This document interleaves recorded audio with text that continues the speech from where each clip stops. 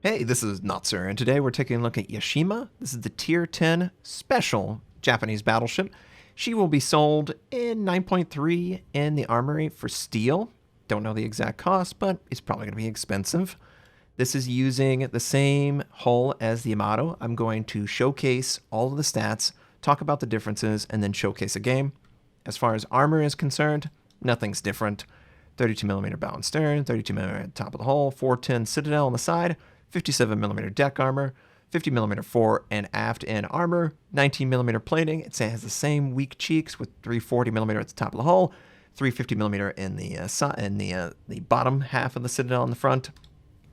But just like the Yamato, you got to be careful of those cheeks because they are easy to pin with great big gun calibers. And you would know, being the biggest gun caliber in the game when it is actually introduced, 510 millimeters, a full 50 millimeters more than the regular 460 equipped to the ship. Now, hit points, same, 97,200. Torpedo protection, same, 55%. Artillery, instead of 9, 460, you have 6, 510, with 4 facing front, 2 facing the rear. Its gun range is 26.6 kilometers. Not that you ever actually engage at that, because, as you can see, we've got some issues here. So, it has a base reload of 35 seconds without any modules equipped, which is way slower than the Yamato. It has a 60-second turret traverse, which is exactly the same as the Yamato. It has the same 272-meter maximum dispersion as the Yamato. The gun shell HE damage way higher, 8100. It has 40% fire. As far as 9.1, it has 84 millimeters of pin with its HE shell. Should go up to 85. But that AP shell does 19,400 damage when it citadels. Not going to happen as frequently as you would like because it's a 510 millimeter AP shell. It overpins a ton.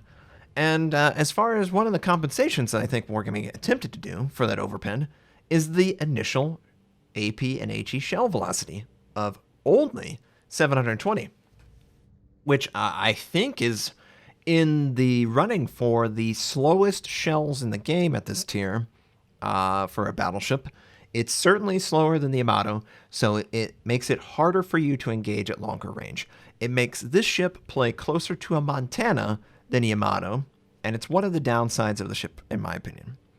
Secondaries are 1 less kilometer, I believe, than the Yamato, so it's not trying to encourage you to play this as a close to medium range ship. You're not going to do that. AA defense is a notable increase in effectiveness, both in its continuous, but also in its number of flak shells, 10. It has a very impressive AA defense system. Probably one of the best in the game at this tier. Speed, the same. I'm using a speed signal flag, sorry for that. Turn radius, same. Rudder shift, same. Concealment, same. Everything's the same as the Yamato outside of the guns and the AA. So here's a game in the Yashima. My build is on the screen. Main armament.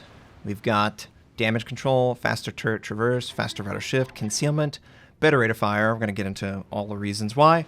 And then for the commander, priority target, expert marksman, superintendent concealment, fire prevention, high alert, adrenaline rush, and preventative maintenance. So my reasoning is I wanted to play tank. Yamamoto is set up for tank on my Yamato. Obviously, assign the commander and compare. That's what we did. So it's the exact same commander that I use on my Yamato. As far as turret traverse, we're trying to improve that 60-second turret traverse, which is awful. But we also have to improve the 35-second reload of the guns, which is also awful. So they kind of counteract each other. So there's not as good playability in controlling this ship as maybe you would dream of if, for the reasons that are beyond me, had a faster built-in gun reload. I don't know why 35 seconds is the gun reload of 6 guns that overpin quite frequently, are slower in gun velocity. I mean, if you directly compare this to the Yamato, every single important feature is a downgrade, save for the AA system. The AA system is legit I'm sorry, this is not a CV game. Maybe if it was a Southeast Asia or a European, you would absolutely have a guaranteed CV. On NA, it's really about the time of day that you play, which clearly in this game, there was none in. But we do indeed have a Zhao showing a side. Now look at this. Because of the gun size, the Zhao was actively maneuvering, and it could overmatch all of the armor that the Zhao had. We could have easily done that in our Yamato, though. The overmatch difference between 460 and 510, I think it's going from 32 to 35 or something like that, 36. It doesn't cross any notable threshold that's currently existing in the game. Obviously, it could change. But with no notable reason to have this other than just a really big alpha shell, it's really hard for me to sell this ship to anyone. It's going to cost steel. It's a weaker Yamato in so many ways, both in playability. You don't have a legendary module like you do on Yamato. The Yamato is something that you could earn for free, which is really nice. The gun reload's fantastic. The Yamato with a gun reload build is nearly 10 seconds faster. Now, I don't know if having 50 millimeters more shell barrel size is worth nearly 10 seconds, but I would really love to hear a reason why. Like, why is it 35 seconds? And you know, the accuracy could be exactly the same, save for not having the legendary. But it has 6 guns. 6 slow guns. Where, you know, at a medium range, maybe 15, 17 kilometers with the Yamato, with the gun velocity, it would be easier to track and hit an actively maneuvering ship. You can't do that. You got to give a lot of lead like you do on the Montana, and we all know if you play the Montana, even if you give the perfect lead, the player still has time because of the travel time of the shell to maneuver. So that's clearly a big deal. And it doesn't even end up solving the overpen problem. This Ohio, slightly angled. He's doing a really good job. Any shell that I hit, you know, it's plus or minus, overpen, ricochet. This is a horrible, horrible position to be engaging him. So horrible that I would even consider firing HE, yes, HE, to avoid any ricochets or fail to do any damage. Like, I have played battles, and I would never do this in the Yamato, where I would load HE because the AP is so horrible, both with its overpen, the slow reload, slow turret traverse, and the number of guns. It's just such a disappointment. Oh, we got a nice citadel there. It's such a disappointment, save for the one thing that it's good for. Now, if we could travel back in time, 3 years ago, when nearly every battleship was bow tanking and not moving an inch, then maybe this would be a dominant ship, because this wrecks bow tanking battleships. It is such a hard counter to bow tanking battleships because the AAP shell does not overpin. It sticks in the ship, and it's very easy to sit on a lot of targets with such a large gun. I have played probably about 10 games in this ship, and 3 of them I actually got into a situation where I was actively engaging a bow tanking battleship, and we're just wrecking them. We're doing 20 plus K per salvo, getting a citadel on average every single salvo, and we're just dumping AP into this guy. But for as good as that is, you could just easily spam HE in your Conqueror, your Thunder, or any number of ship at a bow-taking battleship, and you could slowly do damage, which would be more than adequate with focus fire. So the one thing that this is really good at, it's really just outdated. There's a more efficient way to do this now. Just spam fire HE, set as many fires as possible, and burn that guy to the ground. I guarantee you that from a longer range, you will more easily engage that person with HE on some other ship than you would ever do with this ship. So it's a really disappointing experience. For anyone who's a Yamato lover or wants to try a larger gun caliber and see the advantages and obviously experience the disadvantages, this is clearly defining why the American Navy refused to upgun. This is clearly defying why the Japanese never got bigger than 460. It's just too big for the armor that you're going to reliably engage on a day-to-day basis. And oh boy, 2 overpins on a broadside Smolensk for a grand total of like 3,600 damage. Yeah, he's going to feel that one. And of course, we take twice as much damage because 1 single shell or 2 shells get in our ship. So it's just like, I want to punish them. I want to punish them bad. Now, we could punish the enemy Yamato. I haven't faced too many of the Yashima versus Yashima or Yamato versus Yashima, but these ships hate each other. They deal with that cheek armor like it's not even there. Obviously, in a mirror matchup, Yamatos know about this, but the Yashima in a bow position is probably going to out-damage Yamato. It's just going to bust in. Now, you could get bad RNG.